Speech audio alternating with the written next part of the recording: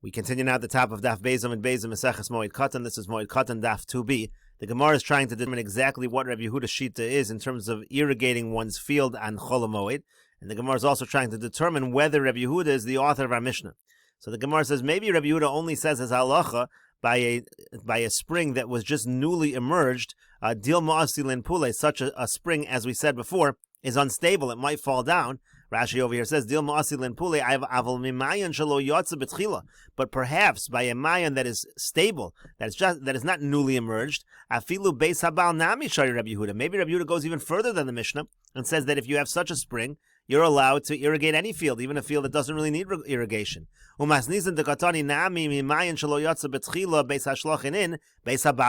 Mishnah said that if you have a spring, even if it's a spring that is not newly emerged, even if it's stable, it said you can only do a beis hashlachin, meaning a field that needs irrigation. You can't do a beis habal. Lav Rabbi Yehuda here. Maybe that's not Rabbi Yehuda. As the Gemara says, again, if you have a spring that's not newly emerged, it's not going to fall down. It's a stable spring of water. Afilu beis habal nami. Maybe Rabbi Yehuda says even a beis habal you're allowed to irrigate, and maybe Rabbi Yehuda really is more lenient than our Mishnah.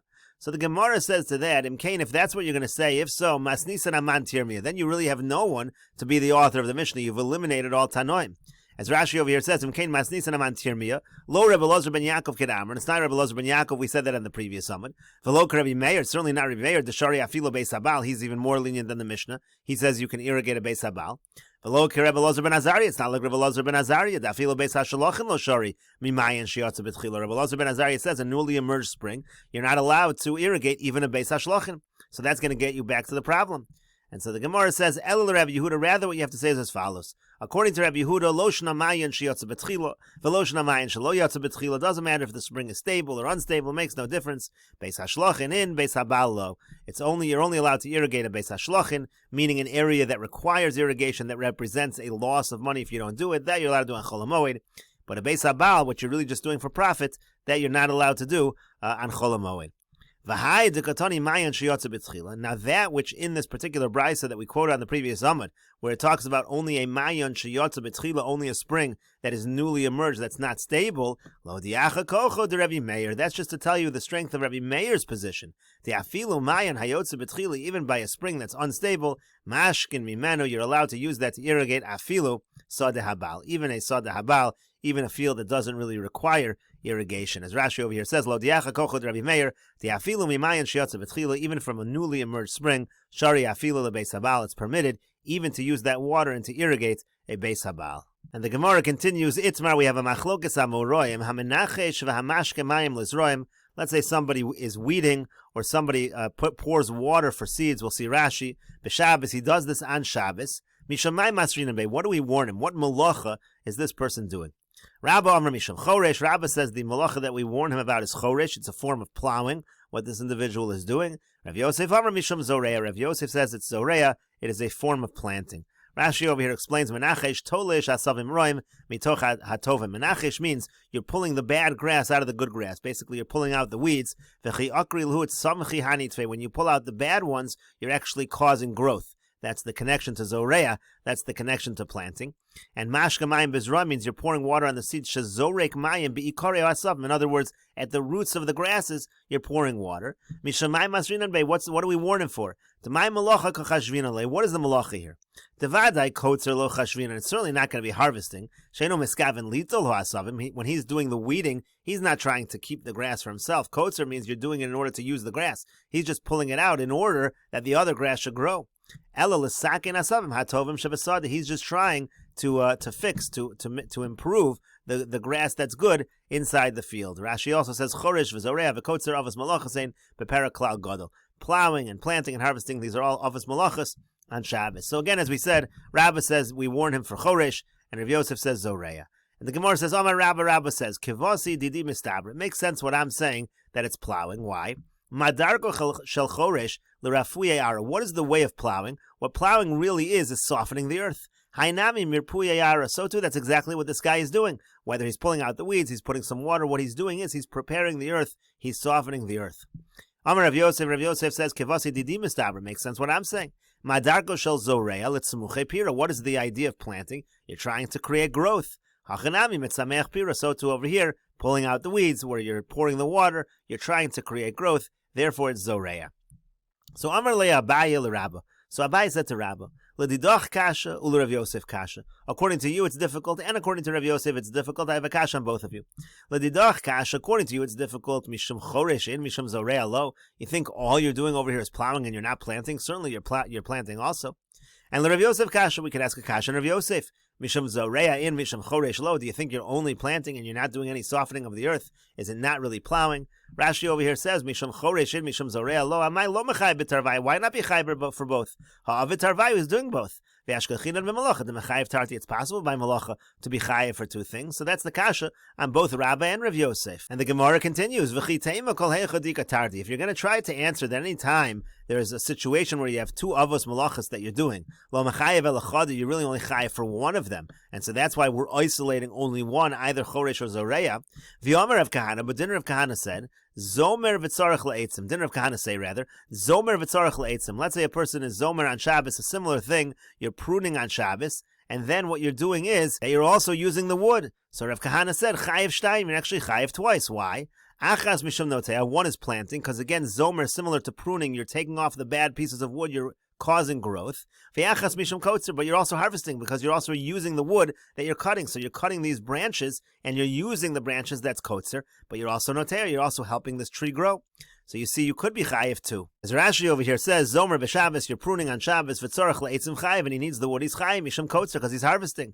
Sharet tzorach le'etzim, because he's using the wood. V'chayiv mishum noteah, the mishum hazim or gadli tvei, because of the pruning, that's like noteah, because you're causing further growth. And so the Gemara says, kasha, indeed, this is a kasha on both opinions, on both Rav and Rav Yosef. It is a kasha, why aren't you chayiv for both? The Gemara continues, Eisvei Rav Yosef l'Rabba, Rav Yosef asks Rabba the following question, Hamenachesh v'amechape l'kilayim, let's say you have kilayim in a field, and you're weeding it, in other words, you're pulling out the bad stuff, helping it grow, or mechape means you cover it with earth, also, you're trying to improve it. When you do this by kilayim loka, you get malchus for growing kilayim. Rabbi Akiva Omer Afa Mekayim. Rabbi Akiva goes even further. Rabbi Akiva says, even if you just don't uproot kilayim, you just allow it to continue, that also you get malchus for growing kilayim. Rashi says, Afa Mekayim, Sheroa kilayim zarua ve'eno mevadlo. If you see kilayim growing and you're not mevadlo it, you don't nullify it, you're going to get malchus for that, according to Rabbi Akiva.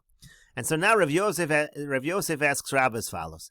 It's good according to me, da'amina mishum zoreya. I say that when you're weeding, when you pull out the bad stuff, so that's planting. So hainu dasira zriya bekilayim. That makes sense because planting by kilayim is a problem. In other words, when you're weeding kilayim, that's the same thing as zriya, and therefore you're going to get malchus because zriya by kilayim is a problem.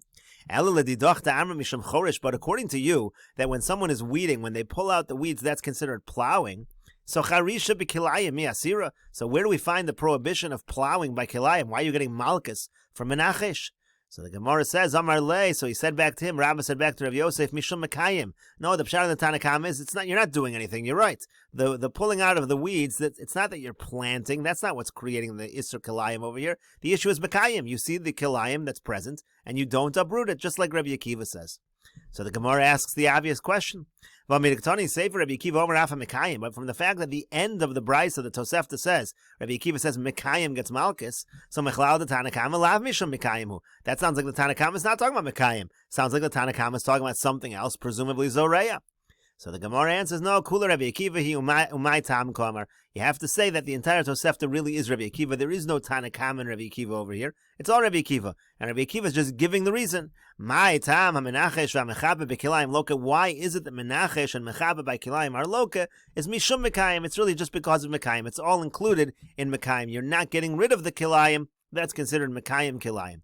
Rabbi Akiva Omer, like Rabbi Akiva says, Av ha-mekayim, even somebody who is mekayim is going to get the malchus. My time of the Rabbi Akiva, what's the reason of Rabbi Akiva? The Tanya, as we learned in a Brisa, Sodcha lo sizra kilayim. It says you can't plant kilayim in your field. So ein li ela zoreya, I only know planting is a problem. Mekayim minayin, how do I know that even mekayim is a problem? Talmud Lomer, the pasuk says, kilayim sodcha lo. Kilayim cannot be in your field. Just being mekayim the kilayim gives you malchus. The Gemara continues, Tanan, we learned in our Mishnah, Mashkin beis hashlochen b'moed uvishvius. You're allowed to irrigate a beis hashlochen. Again, that's a field that requires irrigation. You're allowed to do that on Chol HaMoed, and you're allowed to do it during the Shemitah year. Gemara says, Bishlam Moed, I understand that Chol Moed Misham Tirchu, over Makom Say the Sharu. The issue is Tircha. You're not allowed to do certain kinds of work on Chol Moed, but this is a situation of a loss of money, so therefore it's going to be permitted. Sharu Rabbanan, therefore again, B'Makom Say the Rabbanan say it's permitted. Ela Shvius, but when it comes to the Shemitah year, Bein Leman Damar Misham Zoreya, whether you're going to say the issue over here is Zoreya, or whether it's Choresh, we just said a machlokas amoroim. When you're watering a field, is that considered planting? Is that considered plowing? Whatever you're going to say. Zriya v'charisha b'shviyas mishari, is planting or plowing, are those permitted in the Shemitah year? How is it possible that you're allowed to irrigate a field in the Shemitah year? As Rashi over here says, charisha b'shviyas mishari, are you allowed to plow in the Shemitah year? Hanafkami b'chorish uv'katzer tishbos. We learn out it says, you have to rest from plowing and harvesting.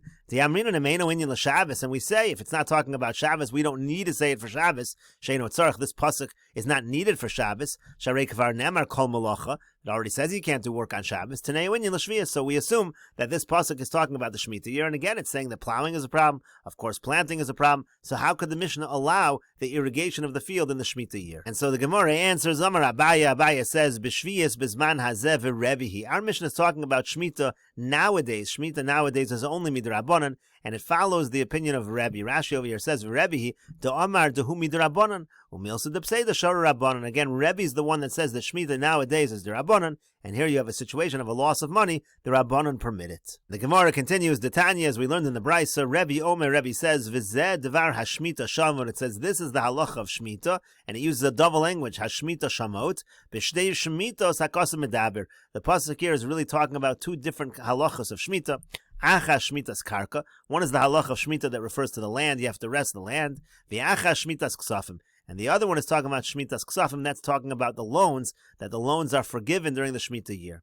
Gemara says, Bisman sha'atam eshamit karka, and the Gemara says, at the time when there's the halachas of Shemitah's Karka, atam eshamit Ksafim, then there's the halacha by the money as well. Uvizman she'iyah atam eshamit Karka, but if you have a situation where there's no Shemitah by Karka, iyah atam eshamit Ksafim. The halacha of Shemitah's Ksafim does not apply. Rashi over here says, "V'zed dvar Shemitah shamot ksiv b'hashmatas ksafim." This pasuk is talking about by the Shemitah, by the forgiveness of the loans in the Shemitah year. Amaiksev trei zimne Shemitah shamot. It's like a double language, Shemitah shamot. Why does it say that? Bisman she'iyatom eshamik karka. So he darshans at a time when there is no Shemitah's karkos. Mechlal. So the point over here is that it is implied from Rebbe's words, di'ikozman delom eshamik karka, that there is a time where there's no Shemitah's karkos.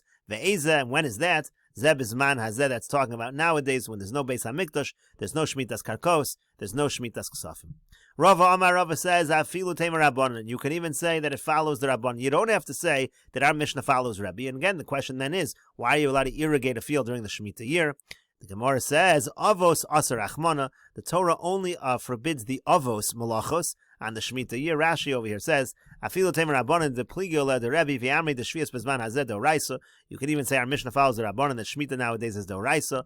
Avos Malachos Asar Achmana b'Shvius. The Avos Malachos, the main category of Malacha, that's Asar during the Shemitah year. And we'll continue with this discussion in the next video on Daf Gimel Amud Aleph.